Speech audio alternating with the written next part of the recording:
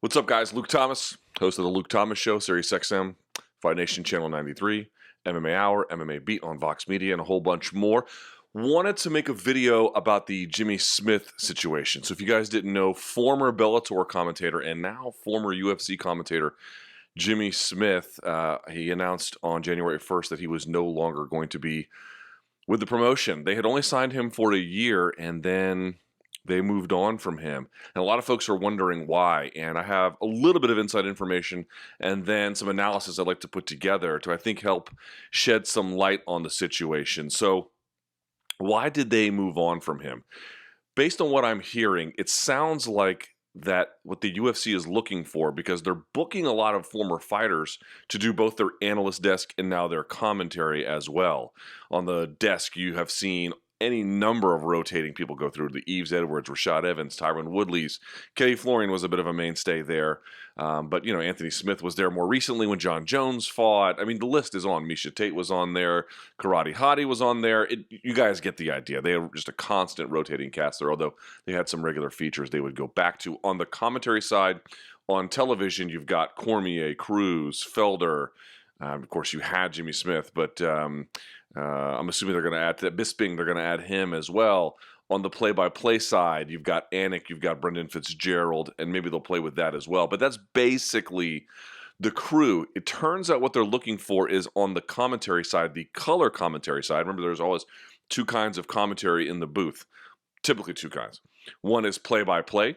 That's the person who throws to production elements. That's the person that covers the basic action. And then there's the color commentary, and that's typically the former athlete. If you watch Fox on NFL, Joe Buck is play-by-play. Troy Aikman is color. And so it goes. So Joe Rogan would be color, and John Anik would be play-by-play. Daniel Cormier would be color. John Anik would be play-by-play. It was Jimmy Smith color and Brendan Fitzgerald play-by-play, but now that's not going to be. Why? It turns out what the UFC might be looking for is simply popularity. You know, if you turn on the TV and you hear Michael Bisping's voice, it might be more recognizable to you. If you see them doing a stand-up portion together where they preview the beginning of the card, it might be more recognizable to you. If Paul Felder's an active UFC fighter. And so it looks like Jimmy Smith's problem was twofold. One, he never fought in the UFC, and maybe that wasn't necessarily disqualifying, but he did fight in MMA at a time when no one was really around to see it. You could dig around and see it on Fight Pass, but I mean, the current audience that's out there from a both casual and frankly even a hardcore perspective, the hardcores know him through commentary, but you just wouldn't know him necessarily beyond that. And so I think they decided that they wanted to move on. They wanted to just have as many noticeable names or active names on the roster on there. Now, I have mixed feelings about this. Let's talk about the good. The good is obviously that you got a lot of guys on that roster that can do that job really well. Paul Felder is, to me, phenomenal. My favorite is Dominic Cruz. Many people say theirs is Daniel Cormier. He's tremendous. And, of course, Michael Bisping did a really great job on the Dana White Tuesday Night Contender Series. We'll see how he does in the normal booth. But if past his prologue, he'll be fine, right, in the end. So in that sense, it's great. You're bringing that expertise to bear. You're getting these familiar names, and maybe that will help in the broadcast more generally. But here's the downside to that. Number one, I wonder how much that's just a way to get former fighters to be supportive of the organization. That's just a theory of mine, but I don't know. I think it's a pretty important thing to consider. Secondly, what I would say is that's probably a way to offset pay. Now, it's a limited number of people, so you really don't want to go down that rabbit hole too far. But I sort of wonder how they structure pay for certain guys based on some of these television appearances, either on the analyst desk or in the booth. And it kind of keeps all those guys, not totally, you know, Tyron Woodley is certainly pretty outspoken. But, you know, does it make the rest of them a little bit more hesitant to speak out? And by the way, before I go any further, I don't want to forget Mr. Gooden and Mr. Hardy over in the UK, another great tandem, both on the play-by-play and then the color side. It's another example there, and those guys do a phenomenal job as well. I don't want to make sure I don't forget about them. So you've got maybe this offsetting of pay. Certainly you've got a situation where they might be a little more hesitant to speak out against the promotion. And those kinds of things are important. But I think the biggest thing for me when I think about it is, you know, rather than getting guys angry with you or preventing guys from getting angry with you, rather, Combat sports is full of people who have interesting stories and a ton of ability, but don't necessarily have the titles to go with it. And that's particularly true in the case of Smith. Now, he is a black belt and he did fight, but he doesn't have that UFC label around him. And no, I'm not saying he's the most popular figure that the UFC's ever put on TV, but he is damn good at that job. And I feel like in combat sports, if you ignore those kinds of people, you do yourself a disservice. Joe Rogan is my point. Now, you could say, well, Luke, what about Joe Rogan? He wasn't a UFC fighter. He hadn't fought at all. Jimmy Smith, well, the guy didn't fight. Taekwondo, yes, but not MMA.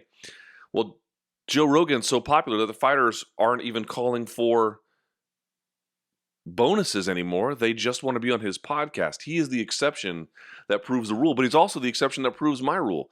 These interesting figures that don't necessarily neatly fit into these obvious categories who are just phenomenal at the job that they do. Joe Rogan has been the voice of the UFC for how many years now? 20 or more, something like that. Some astronomically long time.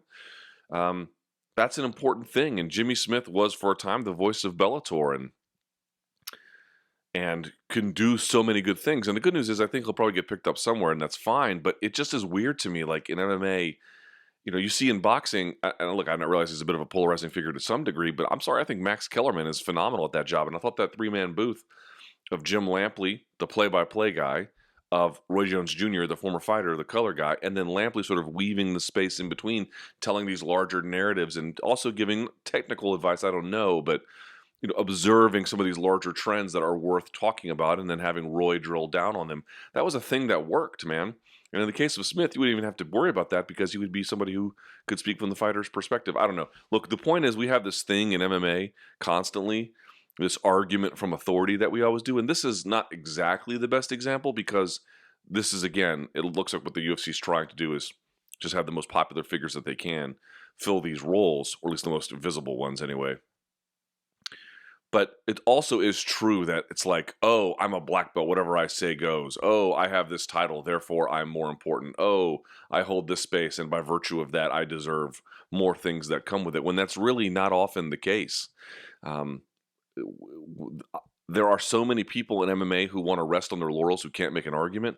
There are so many people who want to rest on their title who can't justify the benefits that come with that title at the expense of people who often do the job better. Now, we're in a position where the people they've selected for those commentary gigs have all been pretty great. So that's not a problem thus far. I'm simply saying, as a matter of course, as a matter of procedure, how you structure your product, rejecting the guys who are so obviously good at it because they don't hold qualifications that I'm really not sure matter. I don't think that's a best call to get the best kind of broadcast out of your business. And if you'll notice, the last call that Smith did was that UFC Moncton card. It looked like they knew they wanted to move away from him for a while. I felt bad because, he only signed the 1-year deal, probably was waiting for them to figure out what their broadcast partner was going to be and then just shuffle on in. And that didn't happen. So Jimmy Smith, I don't know what's going to happen next. I'm sure he'll end up doing something great.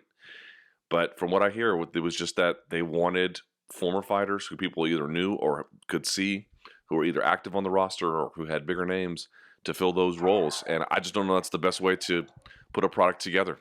If you like the video, give it a thumbs up, subscribe to the channel, listen to the Luke Thomas Show, listen to the MMA Beat, listen to the MMA Hour. I'll see you all later.